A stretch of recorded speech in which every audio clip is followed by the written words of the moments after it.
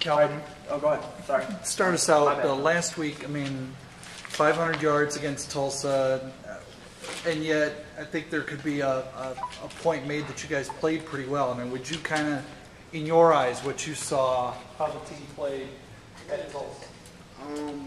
I believe we played well at times, and at times, we just made some little mistakes, which, when you're playing one of the top offenses coming back from next year, you can't have mistakes like that being made, or else they're going to take advantage of that. And that's basically what happened. What kinds of things can you do to get away or eliminate those mistakes? As a group, we just have to stay more focused, on every down. That's about the best that we could do, because as you could have saw in the game, when we were focused and doing what we were supposed to do, we were getting 3 and outs, holding the field goals, doing what we needed to get it done. But every time we had a mental breakdown, gave up a big play. You just talking about how nice it's going to be to get back home and play a game here. Yeah, it's going to be great, because on these all these road trips, we're coming back at like 5 in the morning.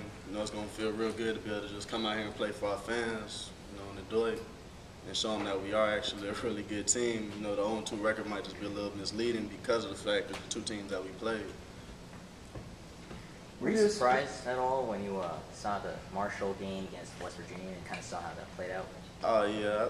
When I was watching, I just knew that Marshall was going to win it. Even though I have a couple friends that play for West Virginia, I was like, there was no way they were going to lose this game. But, that shows you that the game is 4 quarters for a reason. You got to play it out to the end. What is it that strikes you about Marshall? What's your focus on that team? They have a couple of really good playmakers over there at Marshall. The quarterback started there last year, I believe. He's back again. He's looking pretty good. The running back number 29 he's a real gifted runner. He has real good feet and balance. Number 19, he's a fast back. He's real fast. It looks like they like to get him out on the perimeter and work him a lot.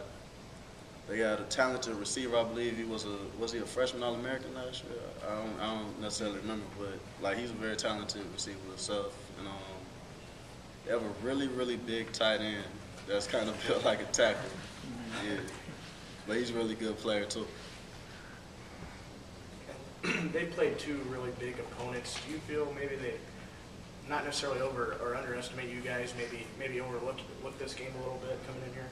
I don't think they're going to overlook us at all, because they're in the same situation that we're in. We played just like we played 2 tough teams. They played 2 really tough teams and had 2, well, maybe not as much the first game, but this past game that they should have had won is a very tough loss. So I believe they're going to come in, wanting to get a W, just like we're trying to get a W ourselves.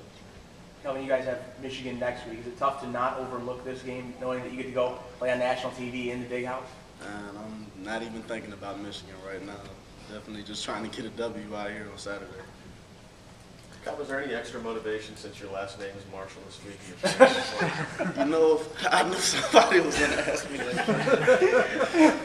And I'm as motivated for this game as I am for any other game. It's kind of funny that I do have to play against Marshall. My last name is Marshall. Because I heard they had a defensive back named Tom Bowling Green, who's pretty tough. He's pretty tough for this one, too. I bet he's pretty. I would be. I'd be pumped to it.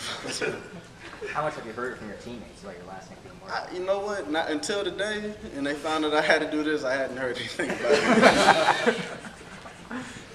One thing that's worked well, you guys have had forced 2 turnovers in each game. What's been the key to that?